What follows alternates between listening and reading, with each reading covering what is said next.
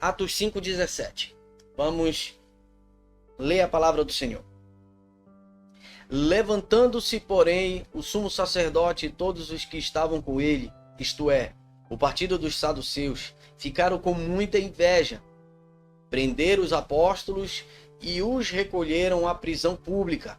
Mas, de noite, um anjo do Senhor abriu as portas da prisão e levando-os para fora, lhes disse: vão ao templo e digam ao povo todas as palavras desta vida.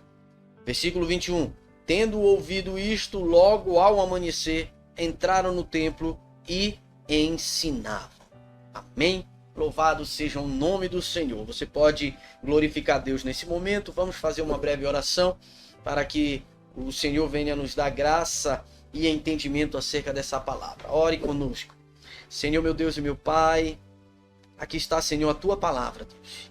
Pedimos nesse momento, Pai, que no nome de Jesus, o Senhor venha nos dar discernimento, clareza de mente, sabedoria, Pai, segundo a Tua palavra, por intermédio do Teu Espírito Santo.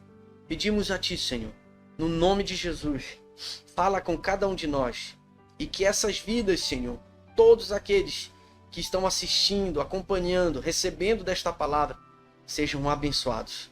No nome de Jesus, nos ensina, nos exorta, nos constrange a Te obedecer.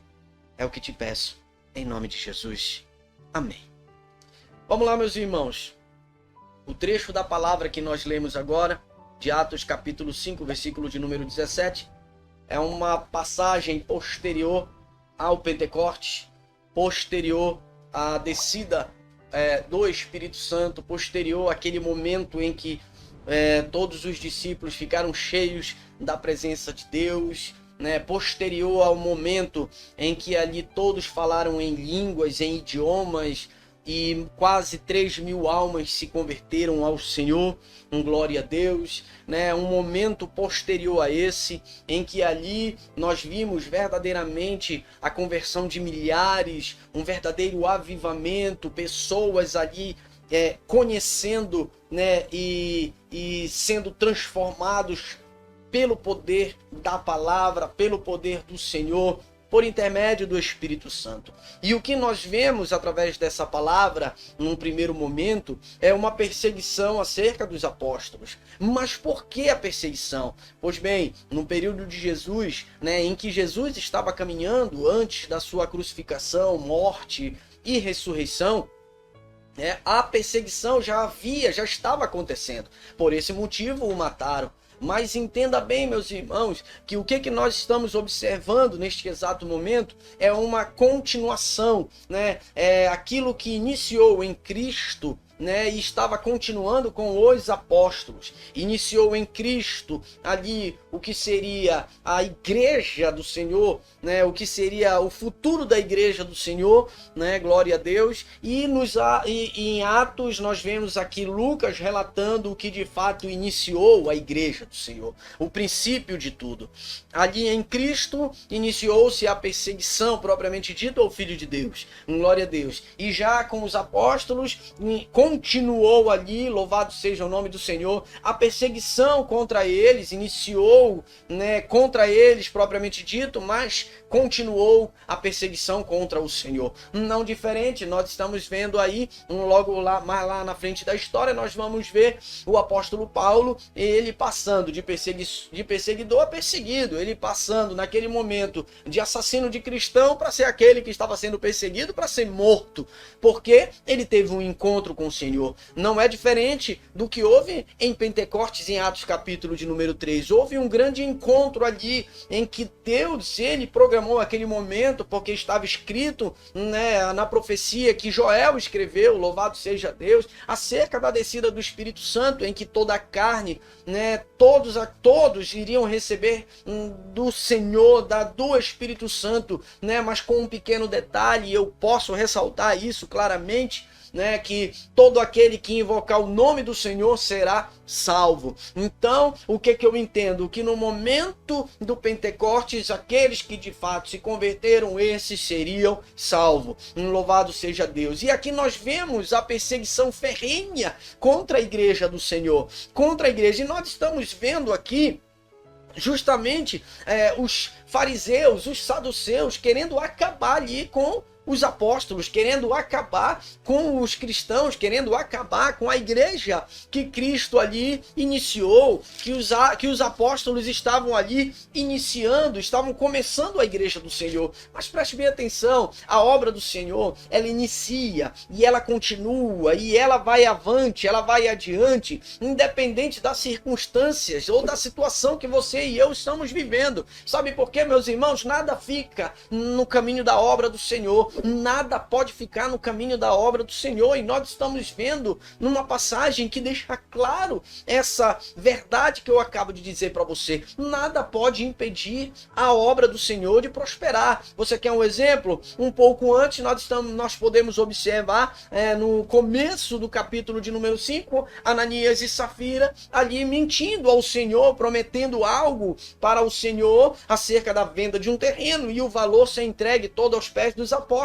O que aconteceu? Eles mentiram ao Senhor. Ananias morreu primeiro, Safira morreu 3 horas depois, né? E ali nós vemos por que Deus permitiu exatamente aquela situação na vida de Ananias e Safira, para mostrar que nada e nem ninguém pode impedir a obra do Senhor de prosperar, nada. Tanto que nós vamos observar que após a morte dos dois, de Ananias e Safira, nós vamos ver, louvado seja o nome do Senhor, que o temor de Deus cai sobre todo o povo e toda a igreja. Houve um grande temor ali que caiu sobre o povo, porque não só Deus ele estava mostrando que nada pode impedir a obra do Senhor de prosperar, como ele estava mostrando, louvado seja Deus, que aqueles que estivessem fazendo algo de errado, poderia cair algo parecido sobre eles, poderia cair algo parecido sobre a vida destes. Mas veja bem, ali os fariseus e os saduceus, eles estavam com inveja, eles tinham ódio. Eu imagino ali eles rangendo os dentes para querer destruir os apóstolos, para querer acabar com eles, para querer matar todos eles e acabar com a igreja que estava nascendo. Mas preste atenção, naquele momento eles todos encarcerados, todos presos ali, um anjo foi até eles, como nós lemos na palavra. E ali, no momento em que o anjo abriu a porta, né, e eles foram liberados justamente para pregar todas as palavras, olha o que diz, todas as palavras desta vida. E o que quer dizer isso, meus irmãos, você que está conosco? Pregar, né, anunciar, falar ao povo todas as palavras desta vida. É da vida que nós vivemos, é da vida que eles viveram no passado. A palavra da vida é a palavra de Deus, é a palavra da vida eterna, é a palavra que salva. Meus irmãos, aqui nós estamos vendo a essência do cristianismo, nós estamos vendo a essência do evangelho, nós estamos vendo a essência do que é fazer a obra do Senhor. A essência consiste, sim, em primeiro lugar, em anunciar, em pregar palavra, em falar do amor de Deus. Não te preocupa que Deus lá na frente ele vai dar um escape de qualquer situação que você e eu estejamos vivendo. Deus ele vai dar o escape, Deus ele vai providenciar, Deus ele vai abrir as portas, Deus ele vai operar, Deus ele vai agir, porque você é apenas um instrumento de Deus, assim como os primeiros, né, os pais apostólicos foram. Você hoje é apenas um instrumento para anunciar as boas novas de Cristo. Você é apenas um instrumento para anunciar o evangelho de Deus. Louvado seja o nome do Senhor. Quando eles chegaram pela manhã, foram até a carceragem, onde os apóstolos estavam lá, as portas trancadas, os ferrolhos todos trancados. Quando eles chegam lá, tá tudo fechado e os apóstolos não estão lá. Quando eles vão ver, estão lá no templo, pregando a palavra, falando ao povo, anunciando. Aí sabe o que eles falam, meus irmãos?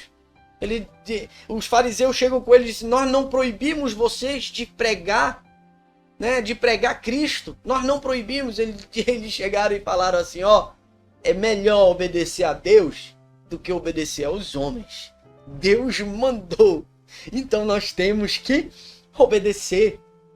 Deus mandou, então nós temos que nos sujeitar. Deus mandou e nós temos que estar prontos e aptos a ir lá e fazer, ainda que em algum determinado momento da sua caminhada lhe cause dor, lhe cause frustração, não seja aquilo que você queira fazer, mas é o que Deus quer fazer, é o que Deus quer fazer por intermédio da sua vida. Faça, meus irmãos. É melhor obedecer a Deus, é melhor obedecer a Deus do que obedecer aos homens. Ou trazendo para a nossa vida, é melhor obedecer a Deus do que obedecer às nossas vontades. É melhor obedecer ao Senhor do que obedecer aquilo que nós queremos, aquilo que a carne quer, aquilo que o desejo da nossa carne para ser satisfeita quer.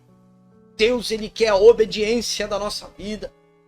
Então aqui eu trouxe para você basicamente já 2 elementos do que é de fato cristianismo. O primeiro, meu irmão e minha irmã, você que está conosco, chama-se pregar a palavra. O segundo, meu irmão e minha irmã, fala da obediência. Louvado seja Deus. Esses são 2 elementos fundamentais do cristianismo: pregar a palavra e a obediência.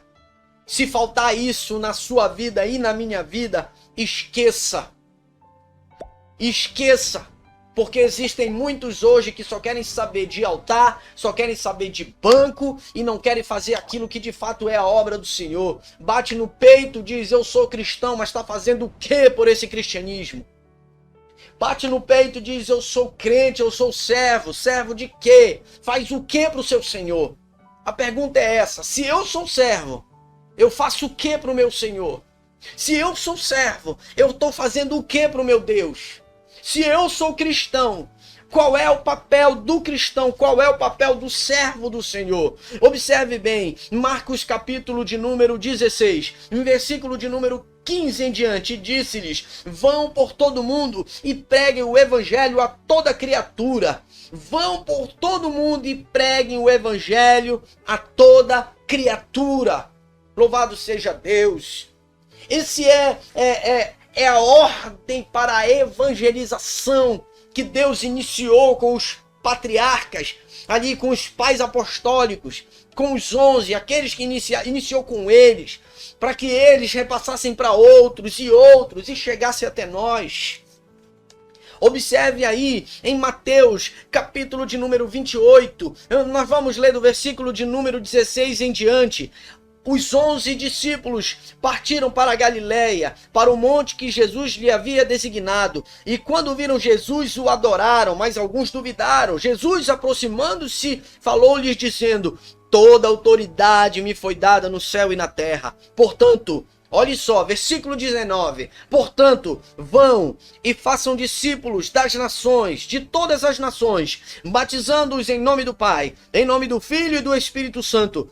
Olhe só, versículo de número 20. Ensinando-os a guardar todas as coisas que tenho ordenado a vocês. E eis que estou com vocês todos os dias até o fim dos tempos. Preste atenção, quando ele diz: ensinando a vocês a guardar todas as coisas que eu tenho ordenado, esse guardar, meus irmãos, é justamente colocar no seu coração, é justamente praticar. Louvado seja Deus, é estar praticando, aleluia, praticando a palavra. E como é praticar a palavra, meu irmão, minha irmã, você que está conosco? Praticar a palavra é estar no dia a dia, né, mostrando que você é cristão, mas acima de tudo, meus irmãos, é falando do amor de Cristo, é falando do que Cristo ressuscitou, do que Cristo transformou na sua vida, quem Cristo é para você, aleluia. O apóstolo Paulo, ele diz que nós somos, a palavra de Deus diz que nós somos a carta escrita de Deus, aleluia. Nós somos a carta escrita do Senhor, aleluia. Agora eu pergunto para você, você como servo, você como serva, você como crente, você quando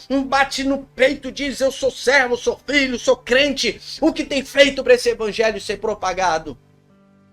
O que você tem feito para esse evangelho ir adiante? para mais vidas serem alcançadas. Deixa eu falar um negócio para você. Hoje em dia parece que cada vez menos pessoas estão se convertendo ao Senhor. Não depende de você, não depende de mim, não depende de ninguém. Depende exclusivamente acerca do Espírito Santo. Mas precisa pregar. Independente de estar se convertendo ou não, precisa anunciar, precisa falar, precisa pregar. Eu estava estudando e eu vou preparar um sermão acerca disso. Na passagem que diz a palavra do Senhor assim, ó, que no próximo da vinda de Cristo, que com o aumento da iniquidade, o amor de muitos se esfriaria. Preste atenção. O amor de muitos se esfriaria. Será que essa passagem quer dizer acerca de não crente? Meus irmãos, o não crente, o ímpio, o não convertido, ele não tem o amor. Ele não conhece o amor. E quando nós falamos do amor, é um amor de Deus. Então, se eu afirmo que por se propagar pelo aumento da iniquidade, o amor de muitos se esfriaria, eu entendo o quê? Que esse amor é em nós. É na vida do crente. Por se propagar a iniquidade, o amor de muitos se esfriaria. Então nós podemos esperar, meus irmãos, que daqui a pouco, servo, crente nenhum vai estar pregando a palavra. Porque Cristo está à porta, está vindo. Está vindo buscar a sua igreja. Está vindo buscar a igreja. E quem é que está pregando? Quem é que tem anunciado? Ah, eu não sei falar, Moisés também não sabia. Ah, eu não sei ler nem escrever, preste atenção, Pedro era analfabeto. Então não existe desculpa para chegar e não falar do amor de Deus. E preste atenção, eu ouso dizer e falo com toda a convicção, você só vai falar de quem você conhece. Se você não fala é porque você não conhece. Se você não fala é porque você não é íntimo, você não tem intimidade, você não recebeu ainda. Você não recebeu, se não fala é porque não foi constrangido o seu coração. Se não fala é porque não constrangeu Deus ainda, não entrou no seu coração. Você quer um Deus de bibelô, que fique guardado só para você e você esconde ali para que ninguém receba. É esse Deus que você quer? Esse Deus, ele é para o mundo, ele veio para todos. Os elementos para o cristianismo prosperar, para a obra do Senhor crescer, consiste em pregar a palavra. E consiste, aleluia, na obediência a Deus. Se não houver esses elementos, meus irmãos, certamente não é Cristo, não é a Cristo que você serve. Se não existirem esses elementos, não é a Cristo que você serve. É qualquer outro Deus estranho, mas a Cristo não é. Porque eu trouxe elementos para você. O apóstolo Paulo, ele entregou a sua vida por esse evangelho. Pedro, Tiago, João entregaram a sua vida por esse evangelho. E nós vemos esses mais contemporâneos que viveram uma vida entregue ao evangelho. E cada vez mais em que se aproxima o grande dia do Senhor, o que nós estamos fazendo para falar do amor de Deus? Queremos só altar? Queremos só altar? Porque muitos só querem altar. Muitos não querem ir para uma feira, ir para uma esquina. Muitos não querem, nos seus afazeres, estar ali no meio da rua, falar do amor de Deus. Muitos não querem. Mas eles querem ali e acham que a obra de Deus, o evangelho do Senhor, se resume, ficar 2 horas dentro da casa do Senhor, 2 horas durante, no máximo, 3 dias na semana. Isso não é evangelho, isso não é reino, isso não é obra. Culto é para adorar. Culto é para louvar a Deus. Quando Jesus ele vier cobrar, e eu ministrei isso numa quarta anterior, quando o Senhor ele vier, parábola dos talentos, vier requerer o talento que foi entregue, vem prestar conta daquilo que eu deixei na tua mão. O que você vai apresentar? Reflita. o que você vai apresentar? Deixa eu lhe falar uma coisa. Hoje eu postei uma mensagem. Postei uma mensagem no Facebook de um pastor que ele estava falando que na época que ele se converteu, na década de 70, a igreja pentecostal era muito diferente do que a igreja pentecostal é hoje. Meus irmãos, em primeiro lugar, para falar de ser Pentecostes, observe bem, para falar de ser Pentecostes, nós primeiro temos que entender o que é Pentecoste.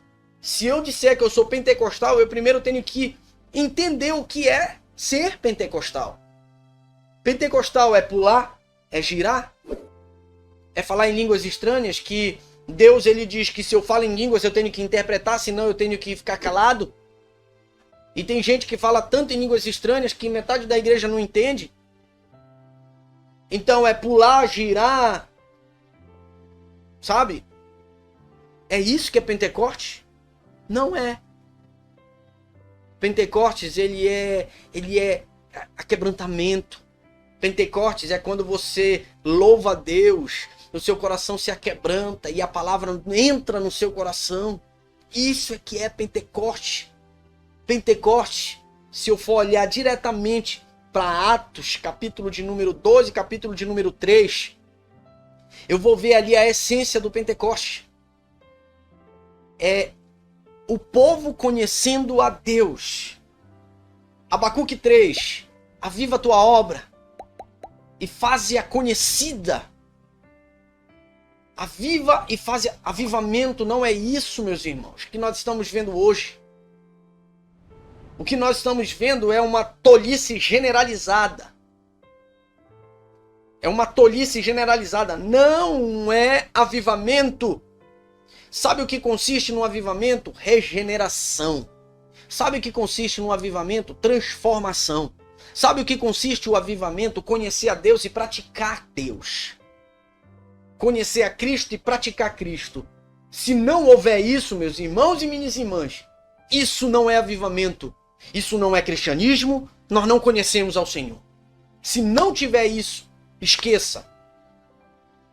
E isso porque se eu olhar para a palavra, metade do que fazem hoje na Bíblia não existe. Metade do que fazem hoje nas igrejas, você não acha na Bíblia. Procure. Procure.